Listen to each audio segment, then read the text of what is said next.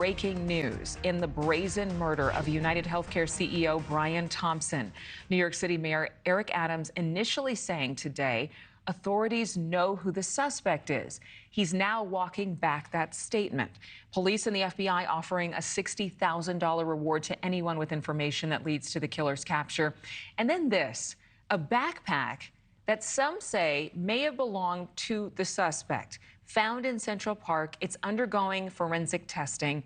Moments after the shooting, the suspect was spotted riding an e-bike into Central Park. Police have surveillance footage of the suspect getting into a cab on 86th Street and Amsterdam Avenue on the Upper West Side before making it to a Port Authority bus center, the bus terminal, leading police to believe he may have left New York City. NewsNation's Nancy Liu is live right now. Nancy, what do we know about that backpack police found in Central Park? I was just on X and somebody posted that, the difference in color is something that nobody's mentioning, that one looks blue and the other looks perhaps gray. And that may be because that different surveillance cameras take different images. I mean, even our cameraman here can have different settings on his camera.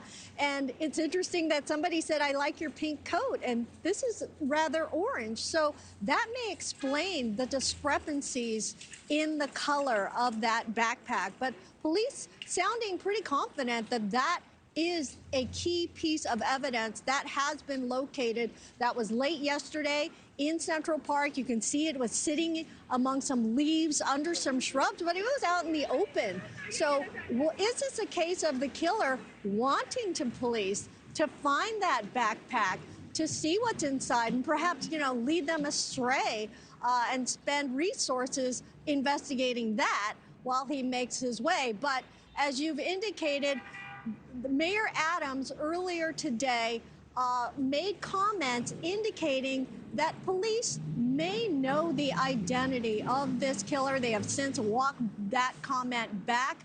But take a listen. It certainly sounds to be the case. Listen up.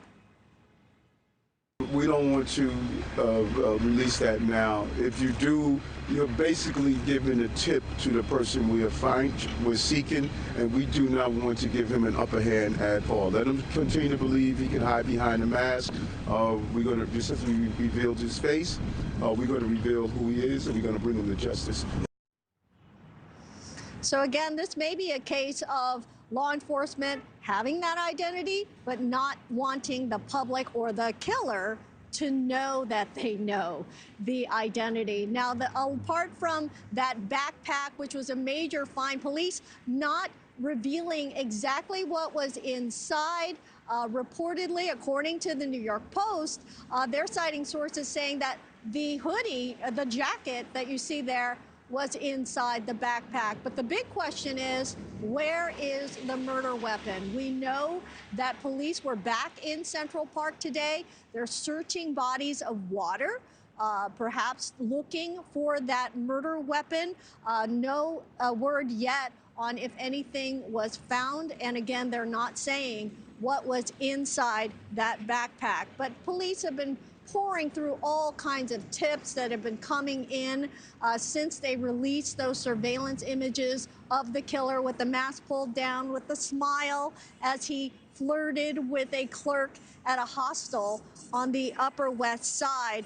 But a $60,000 reward, perhaps that is playing into, all these tips coming in and the indications that they do know who this person is. And Adrienne, I have to comment, I mentioned this earlier, but this very much reminds me of the investigation at the University of Idaho when the students were killed. I think this is nearly 2 years ago. Police keeping details of that investigation very close to the vest. They knew who they were searching for, and we didn't hear the name Brian Kohberger until they had him in custody. But they knew that name early on in the investigation, and we didn't hear that name until he was taken into custody at the end of December. I think it was like 6 weeks after the murder, perhaps even 2 months.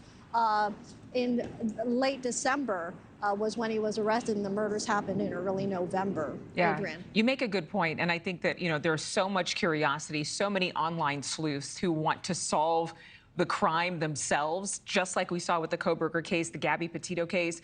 But if withholding information, including the suspect's name, helps investigators, I think we all collectively should say, do whatever's best for the investigation and, you know, leave the investigating to those professionals. News Nation's Nancy Liu, thank you as always. Thanks so much for watching. Go to joinnn.com to find News Nation on your television provider. And don't forget to click the red subscribe button below to get more of News Nation's fact-driven, unbiased coverage.